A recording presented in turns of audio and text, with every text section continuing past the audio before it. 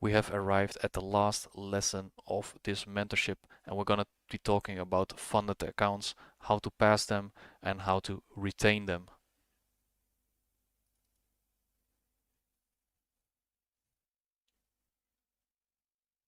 So how do we pass and how do we keep those funded accounts, right? As we all know, phase 1 of most prop firms is 8% profit target and phase 2 is 5% profit target. Now, depending on the prop firm, you have a either 10% max drawdown or 12% max drawdown, and most of the time the daily maximum drawdown is 5%. But we don't want to risk 5% in a day, right? So be sensible. Our objective is to win 2 trades in a row, and this risk management plan is framed around the different models taught in the mentorship and assuming you follow all the rules. Our objective with the first trade is to get a 2 to 3% buffer on the account, and then we're gonna risk 2%. So phase 1, right, 8% profit target. Option number 1, how are we gonna do it? When we are break even or we are starting out the account, we risk 1% and then we aim for a 1 to 2. Don't go be aiming for 1 to 5 or 1 to 6. We wanna go and build up our buffer first, right? So a 1 to 2 for a 2% buffer. Now for a second trade, we risk 2% and then we aim for a 1 to 3 and that would be 6%, right? So with 2 winners, you can get a phase 1 passed with 8%.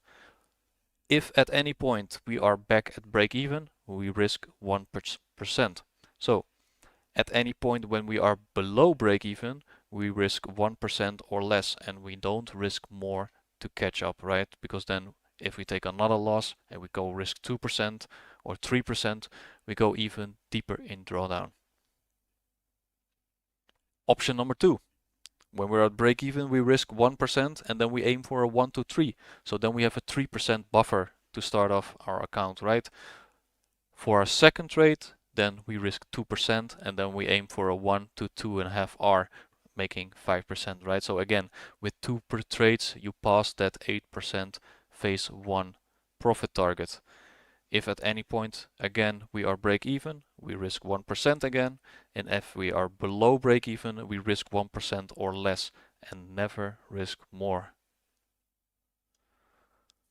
Now for phase 2, option number 1, at break even, again, we risk 1% and aim for that buffer, right? That 1 to 2. So we have a 2% buffer. Then for a second trade, we risk 1% and then aim for a 1 to 3. Now you can see this is a little bit more conservative, right? Because on phase 1 you have to have 8% profit target, which can be a long climb if it's not done properly, but this 5% is a little bit easier to attain, so there's no risk to risk 2%, right, for option number 1. So risking 1% to go for a 1 to 3, getting that 3%, and then you have that full 5% phase 2 passed. Again, at any point if we are break even, we risk 1% again, as always, and then if we are below break even or we are in drawdown, we risk 1% or less and never risk more. Option number 2, at break even, we risk 1% and then we aim for a 1 to 3, right? So we aim for that 3% for our first trade, and then for our second trade, we risk 1% and then aim for a 1 to 2. So that should be a pass on your challenge account in 2 trades once again. If you're at any point at break even, risk 1% again, and if you're below break even, risk 1% or less and never risk more than 1%. So now that we've attained that live account at break even, we risk 0.5% and then aim for a 1 to 2. Now we have a 1% buffer, right? So for a second trade, now we can risk 1% and then aim for a 1 to 2 or a 1 to 3.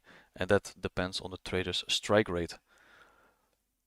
Once you reach about 2 to 6% on your live account, leave it, because we move on to the next account.